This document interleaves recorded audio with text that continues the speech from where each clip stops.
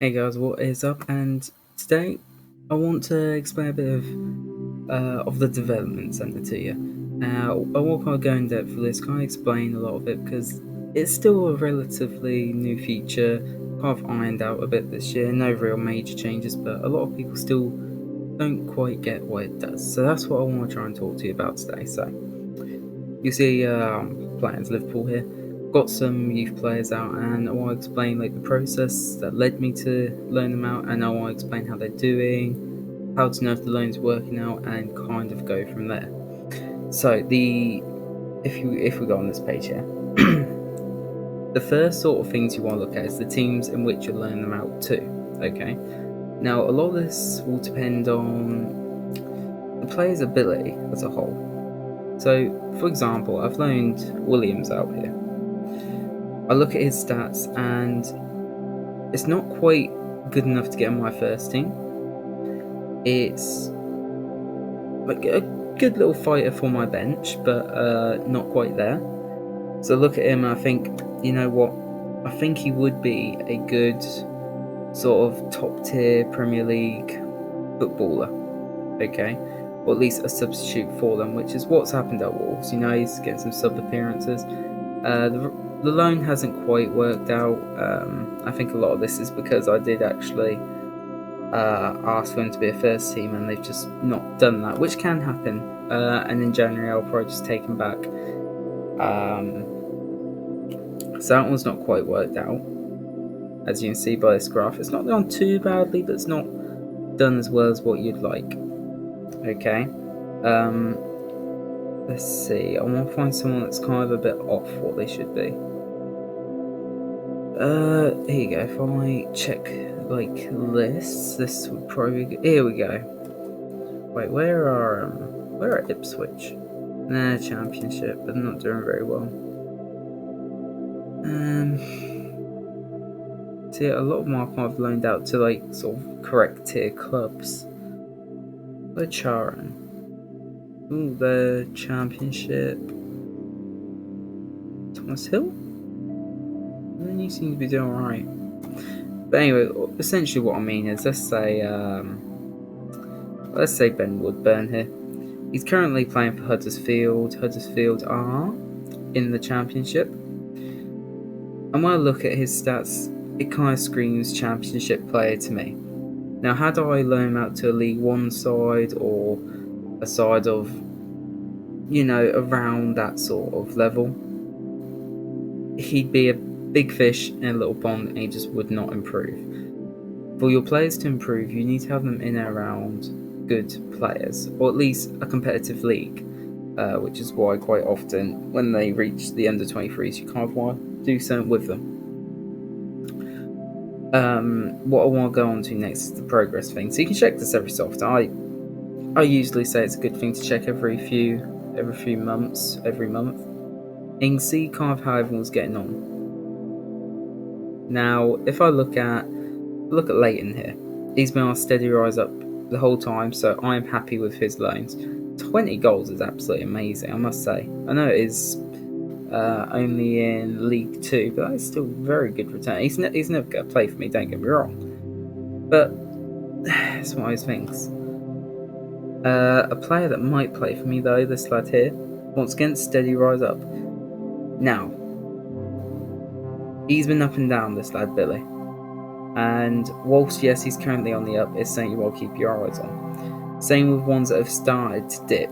Now, if they dip, it could just be a form issue, which is what seems to be happening with a few of these. I mean, Ipswich, for example, are 23rd, so they're going to have form dips.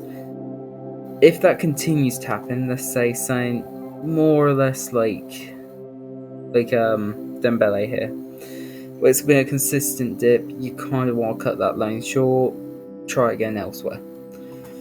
But for the most part, they're working very well.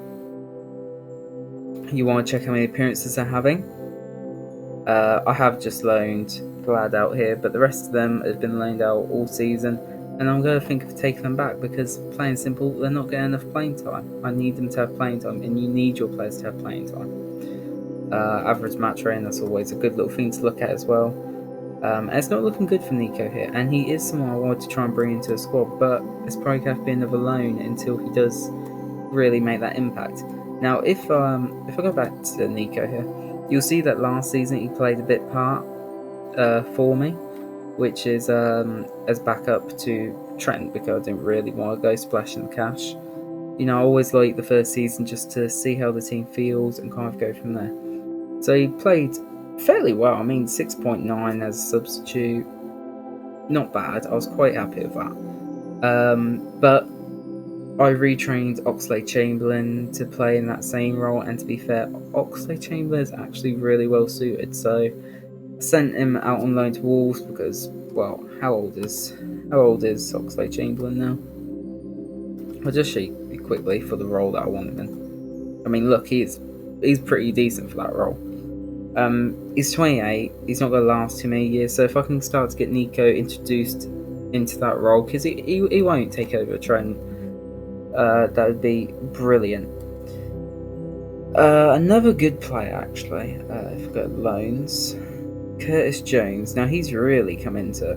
You look at these stats, because he'd be players in inside 4 for me, and I'm really contemplating to bringing him in the first team next season, providing he can get enough opportunities from the bench. He's got the potential, everything like that. Looks a very good player. And as you can see, he's playing plenty of games. It doesn't matter that he's not got the highest average match rate, and that's going to happen in a lot of teams, but he's playing a lot and he's improving quite a lot. You know, from the start to save. At 21, he can definitely improve more. If you're going to keep them at the club, right, and it is best to keep them at the club if they can get playing time, and that's exactly it. They need playing time. It's not just the odd cup game. It's not just the odd game. They need regular playing time. I usually suggest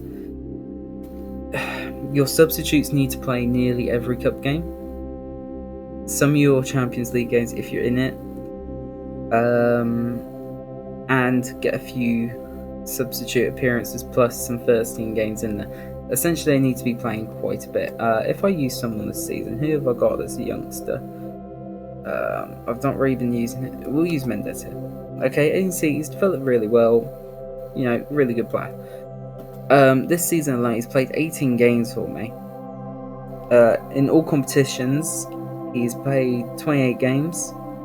As you can see, he gets used quite often. The Cups he's not played too much in, but the main reason for that is because he's getting a lot of first team appearances in the league.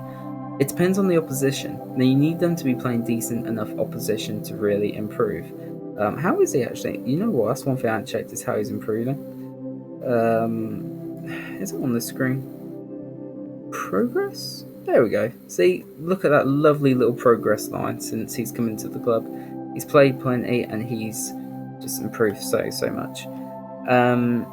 Gomez actually might be a decent one to look at here. Now, he's not improved as such because...